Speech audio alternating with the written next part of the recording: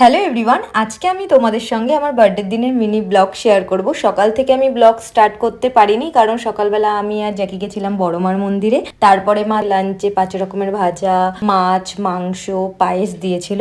সন্ধেবেলা আমরা সবাই এসেছিলাম বারবিকিউতে। ভীষণ ভীষণ মজা হয়েছে। এবারের বার্থডেটা আমার জন্য ভীষণ স্পেশাল ছিল, কারণ জ্যাকি আমাকে সারপ্রাইজ দিয়েছিল। প্রতিবারই বার্থডে আমার বেশ ভালো কাটে, কিন্তু এবারের বার্থডেটা সত্যি স্পেশাল, কারণ জ্যাকি আমাকে সারপ্রাইজ দিয়েছিল।